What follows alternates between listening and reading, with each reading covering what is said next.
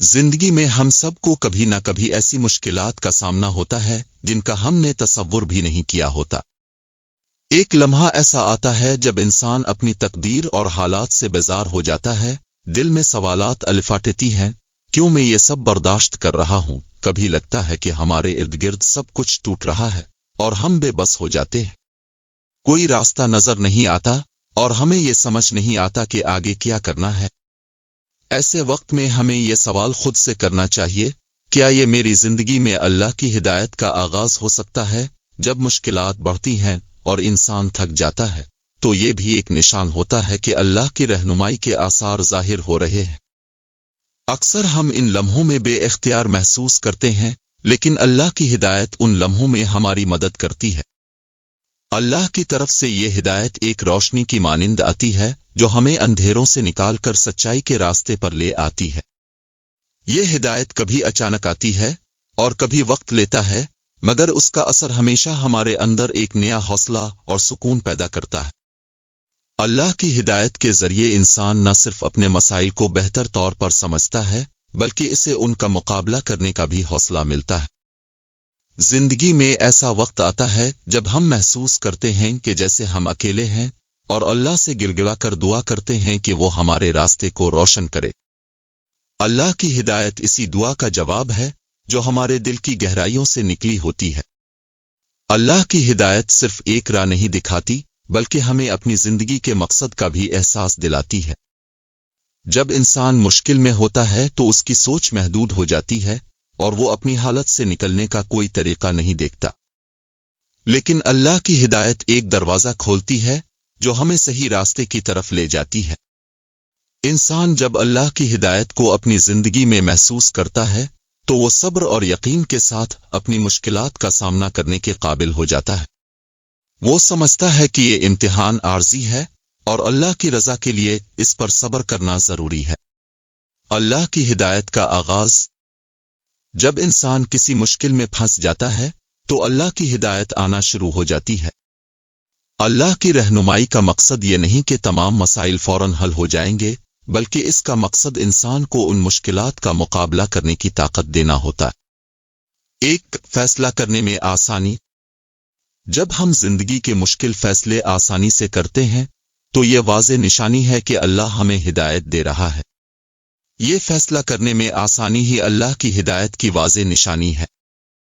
جب ہم زندگی میں بڑے بڑے فیصلوں کا سامنا کرتے ہیں، جیسے کہ کیریئر کا انتخاب، شادی، یہ فیصلہ کرنے میں آسانی ہی اللہ کی ہدایت کی واضح نشانی ہے۔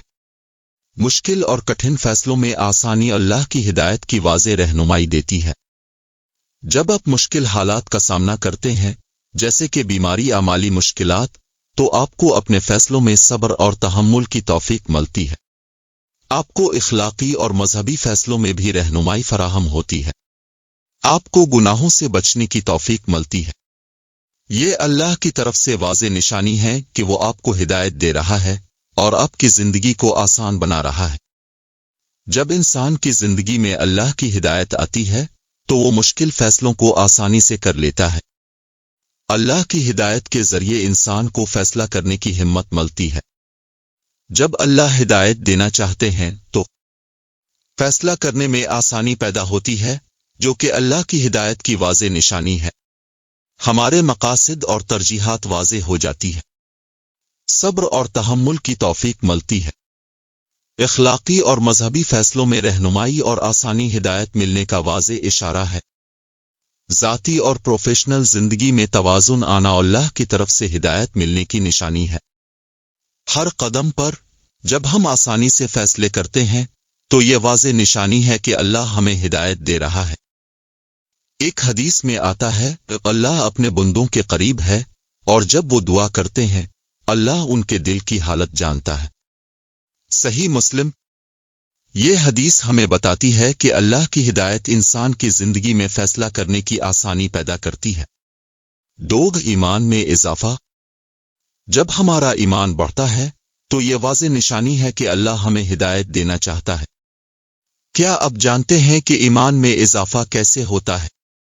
جب ہم اللہ کے ساتھ تعلق میں مضبوطی پیدا کرتے ہیں تو ہماری زندگی میں مثبت تبدیلی آتی ہے اور ہم اللہ کی رضا کے مطابق زندگی گزارنے کی کوشش کرتے ہیں۔ ایمان میں اضافہ، نماز اور دیگر عبادات میں مشغولیت، قرآن پاک کی تلاوت اور اس کی تعلیم، اللہ کے ناموں کی یاد اور اس کی حمد، نیک کاموں میں شریک ہونا اور برائیوں سے بچنا شامل ہے۔ انسانیت کی مدد کرنا بھی اسی کا حصہ ہے۔ جب اللہ ہدایت دینا چاہتے ہیں تو آپ کے ایمان میں اضافہ ہوتا ہے، اللہ کے ساتھ تعلق میں مضبوطی آتی ہے، عبادات میں مشغولیت بڑھتی ہے، خوف خدا پیدا ہوتا ہے۔ یہ نشانی ہے کہ اللہ جب آپ کو ہدایت دینا چاہتا ہے تو آپ کی زندگی میں ایمان میں اضافہ ہوتا ہے اور آپ اللہ کے ساتھ تعلق میں مضبوطی پیدا کرتے ہیں۔ 3. اچھے لوگوں کی صحبت۔ جب اللہ آپ کو ہدایت دینا چاہتے ہیں تو اللہ کی ہدایت کسی نہ کسی طرح آپ کی زندگی میں اچھے لوگوں کی صحبت کو لے آتی ہے۔